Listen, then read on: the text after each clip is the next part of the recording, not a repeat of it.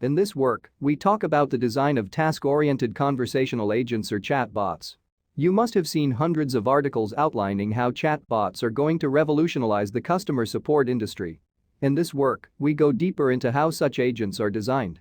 Meet Tanya. She designs chatbots for the enterprise by laying out a dialogue graph, or tree, that captures the different conversational flows she wants the chatbot to be able to support.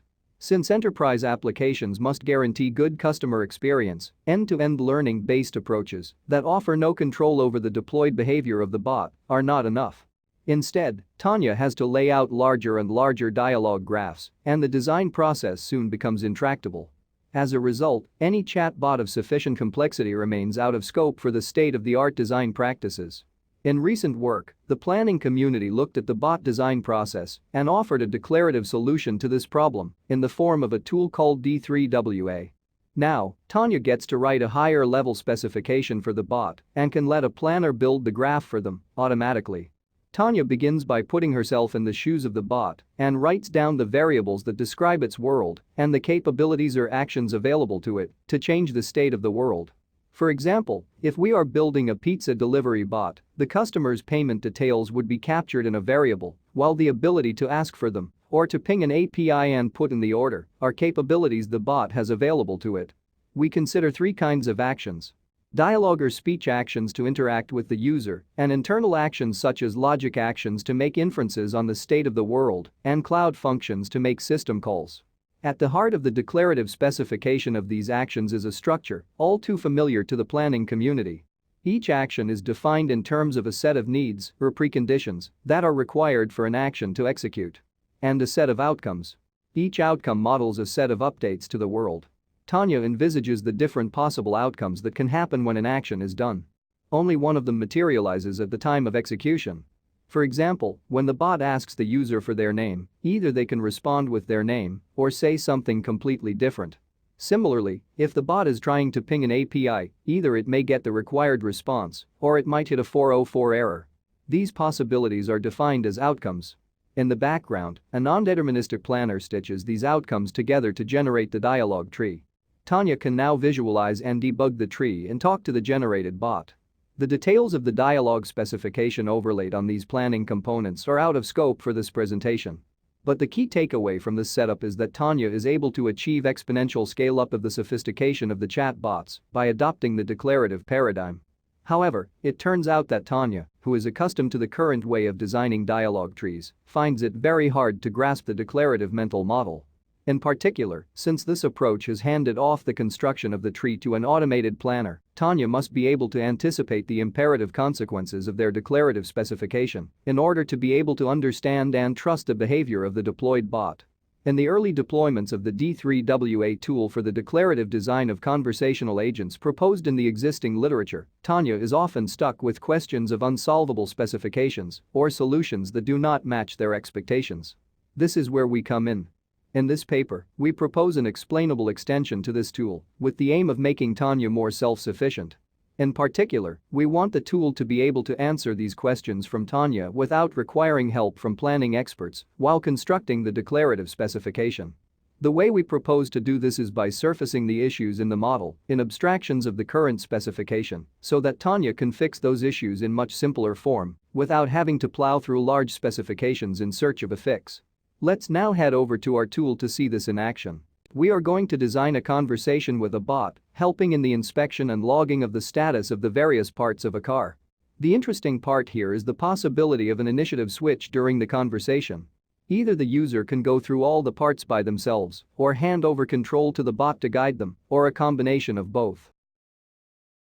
Let's see how the specification of this bot looks like. The variables on the left log the status of the car parts and messages to and from the user. The specification includes a catch-all dialogue action to respond to the user when they have initiative and a set of actions to ask the user for information when the bot has initiative. There is one outcome in each action that switches initiative based on what the user has said, while the other outcomes update the state of the inspection by logging the correct variables based on the user utterances. Tanya hits compile and is faced with an error. The planner cannot find a solution to this model. Clearly, it's a daunting task now to go through the specification to identify the cause of the failure. However, she can use the in-house debugging feature to load up a minimal abstraction of the model that is also unsolvable. Unless the problem is solvable in the abstraction, it won't be in the full model either. Tanya can thus first fix the problem here and then translate that to the full specification. As you might notice, a bunch of the variables has disappeared and most of the actions are now empty. From the projected variables, it seems that there is a problem with the status of the spark plugs. It never appears in the catch-all action that drives the user initiative, as evident from the lack of highlight. Tanya goes into the catch-all action and notices that the update for the spark plugs is missing and fills them in. Now the minimal projection is solvable.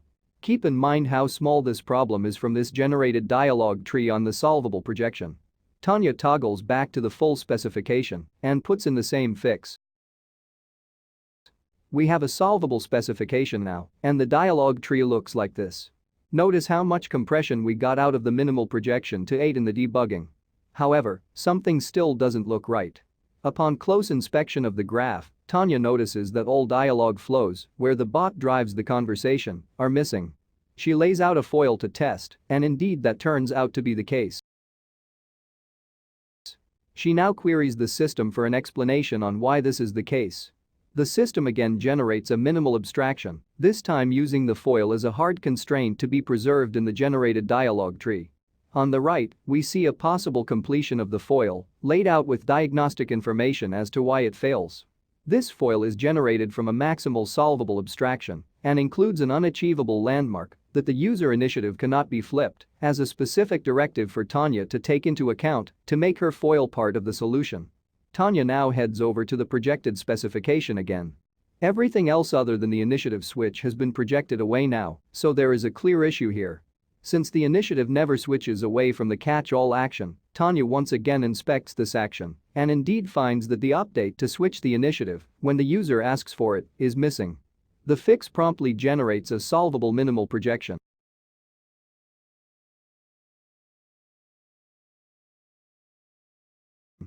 Upon propagating this fix to the main specification again, we end up with the new dialog tree.